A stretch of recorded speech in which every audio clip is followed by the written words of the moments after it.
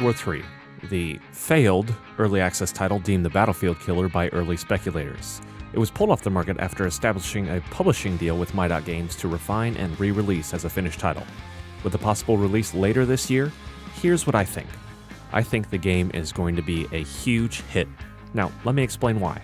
My name is Tacti. Hit that subscribe button down below to show support for 5K before the end of May. Alright, let's get into it. Alright, now first we need to address a couple things because there are a lot of things we don't know, and there are some arguments against the game's success that I want to address briefly.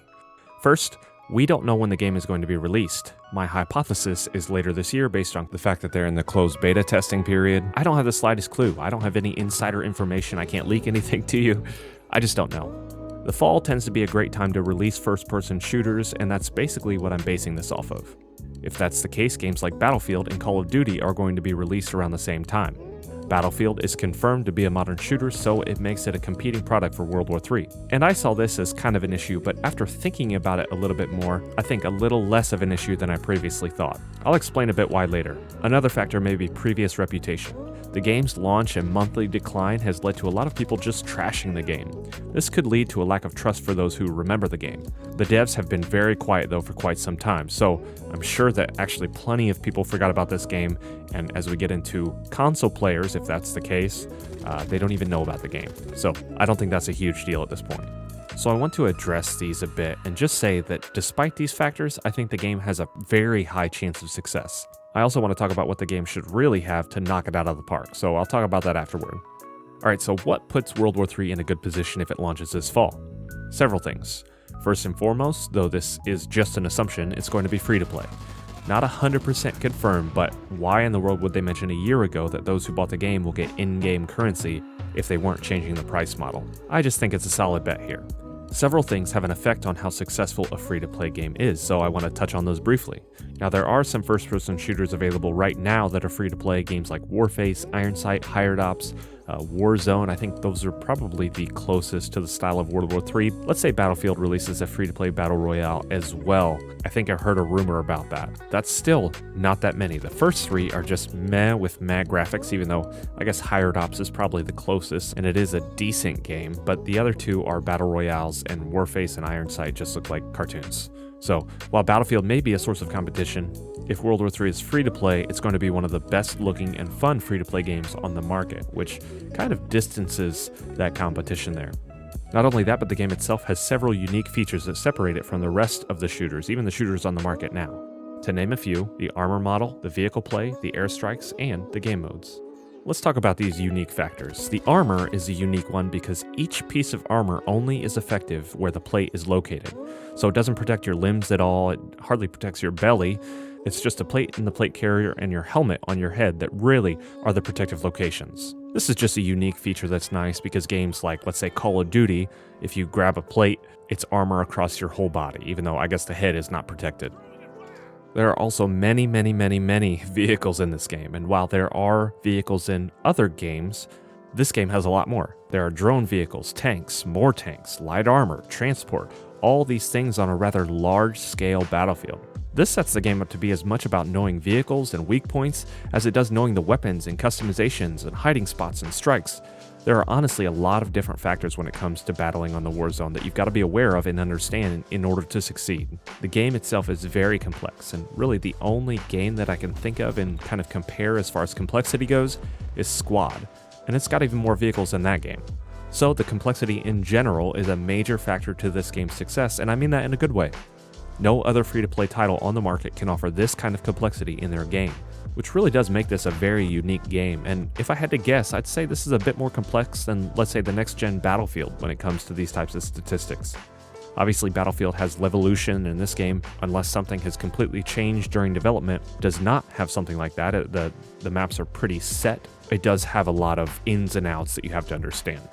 I think that's one of the biggest draws to the game in general, especially, again, if it's free to play. Now, here's the biggest reason why I think this game is going to be a hit. If you had to just get rid of everything else and just look at one thing, I would say look at Enlisted, a free-to-play World War II squad-style shooter with hardcore mechanics.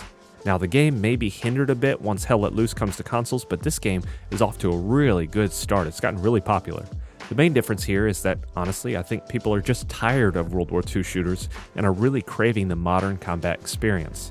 I think this is where World War III fills the gaps.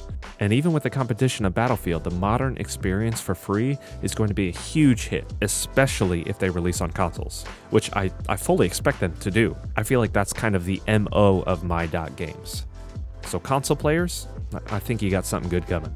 Now, I gotta mention World War III's customization, and it's just fantastic. I don't know how it's gonna be in the full release, but pre-release, unlimited options with loads of customizations, including optics, lasers, flashlights, weapon skins, which again goes back to the complexity of this game and how much time and effort have been put into this base game.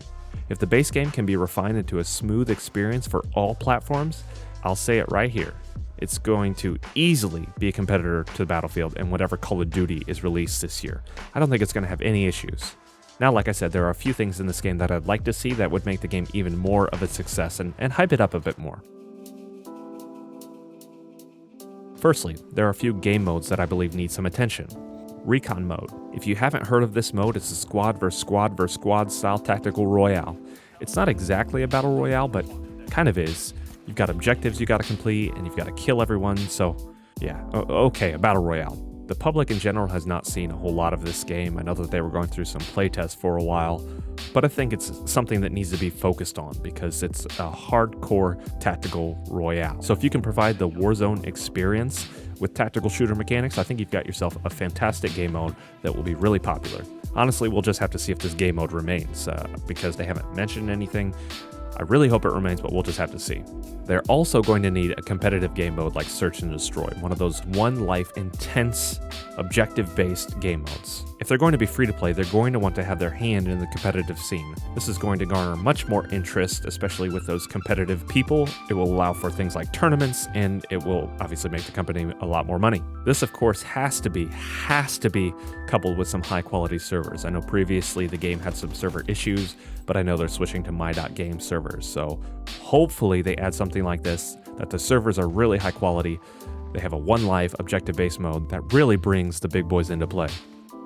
I'd like to see a hardcore mode as well. I feel like this would be really beneficial. With limited HUD and more intense combat scenarios, this would just be a fantastic addition to the game, a truly immersive experience that console players do not get to experience right now. So I think that if this were to be the case, it'd be a huge hit with these console players looking to get into tactical shooters but with nothing available. I'm telling you, tactical shooters on console are going to be swarming in and hugely popular with that community. So hopefully, 1, it releases on consoles, and 2, they add this. Now with all these other game modes I want added, obviously you risk separating the player base, but if the game does release as a free-to-play game, I expect the lobbies to easily be populated with these game modes. Obviously adding crossplay, which I think they certainly need to do, would be a great addition as well. So the population to have more game modes is available. So that's another must-have on my list. Finally, the game has got to run flawlessly. Minimal bugs, minimal glitches, minimal issues, and, this is the big one, an anti-cheat system that can keep up with the free-to-play accounts people are making just to be giant losers. This, I think, could be the biggest barrier to the game. Obviously on consoles this probably isn't much of an issue, but on PC it surely is. I know Call of Duty has struggled to keep up with those cheaters in the past, and if the companies that develop Call of Duty struggle, this could be an issue for a smaller company. Now, maybe my.games isn't smaller, I don't actually know that for sure, I'm just assuming. We'll just have to wait and see. All in all, here's my prediction. The game will be a huge success despite the competition of Battlefield and Call of Duty. Enlisted has done a great job, and I expect an even better release with a modern combat shooter like this. You want it? I want it. Everybody wants it. I think the past of World War III won't really hinder the release that much because, like I said, most people have forgotten about this game. Some people are a little, underjoyed about the game going free to play after they paid $30 for it, but just look on the bright side, my dudes. Right now, it's a worthless game sitting in your library, and you wouldn't likely have been able to play it at this time anyway. But soon, it'll be popping like Times Square on New Year's Eve, pre-pandemic. Anyways, tell me what you guys think. Did I miss something? Do you agree, disagree? Tell me what the game needs. The game is hopefully progressing well. I know they're in closed beta testing now, but hopefully the game really thrives. I know a lot of this is just conjecture, so if I'm wrong, it could go poorly. That wraps this one up. You guys stay safe out there. Have a fantastic day. Don't forget to subscribe, and as always, stay tactical.